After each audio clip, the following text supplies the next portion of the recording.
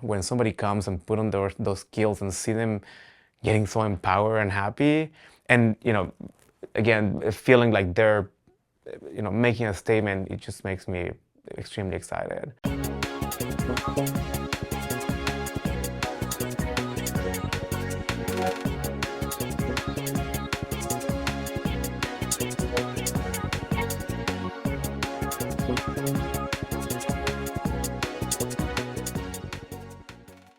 Since I was a child, actually, I've always been involved into drawing and dancing were my two greatest passions. I did go to school for business, but after that, I decided that that was not my thing. So I went back to school for fashion design.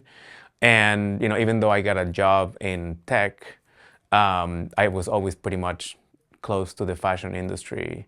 So it was in 2020 when I started just sewing my own kilts, but buying fabric that already existed. From there, I started making for other friends, sort of playing with existing kilts that I liked. And it's only about 2 years ago that I decided to start experimenting a little more. And not only using fabrics that were already available in the market, but sort of tweaking them, digitizing them, adding more to it, always keeping the tradition of like the plaid in the kilts or some of those kilt elements. It started kind of as a defiance, like, I mean, a statement piece. I started wearing kilts when we lived in New York. So I always felt that it was like a statement piece and it looks good, it looks elegant. But again, also a way to defy the norms because, they tell us that we're boys, we need to wear pants and girls need to wear skirts. I moved to Provincetown, and one of my very good friends, an artist from town, Greg Salvatore, it was his birthday. And he loves pink, and I did not have a pink kilt. So I took a black and white kilt that I have, and then I bought a bunch of like pink, different shades of paint in pink. And I started splattering and airbrushing, and in the end it was black, but all the bottom of that skirt was pink. And he loved it. I posted online, and everybody said, "Why don't we have something like this in the store?"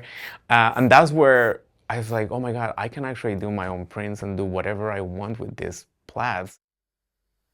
So basically, I'm taking, it's a digital paintbrush for designing of the wovens. I select a color with a specific size of the yarn if I want to be more technically accurate.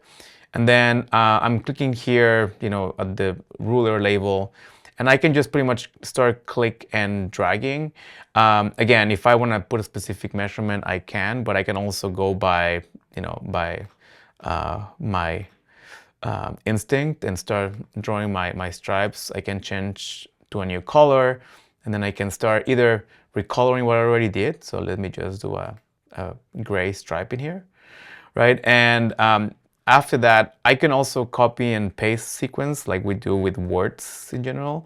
So if I want to have the same that I have on the warp or the vertical stripes into the weft or the width, I can just copy all that.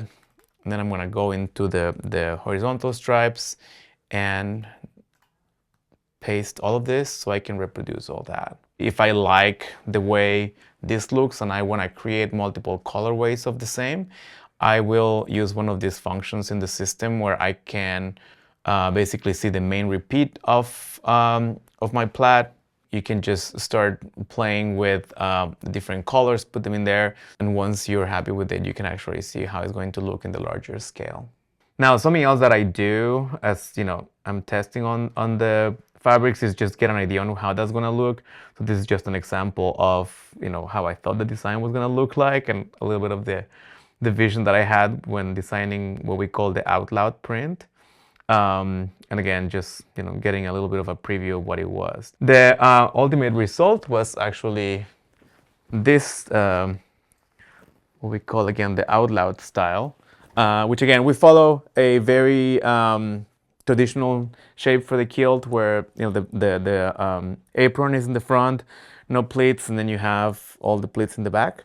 But as you can see, we have this platter in here. It was very successful. People really wanted to wear it. for Pride, and like they say in Provincetown, it's Pride all year long. So this was actually sold out very quickly. Just being in this town, it's allowed me to expand the idea of what I thought this brand was going to be. You know, obviously being surrounded by a community of artists has opened my mind of not like, oh, I'm not only gonna, you know, be restricted to wear to build the kilt from materials that already exist, but you know, start creating and co-creating with them. I'm open to the possibility to eventually, again, work with some of the artists and design prints together with them or something based out of, you know, what they've done.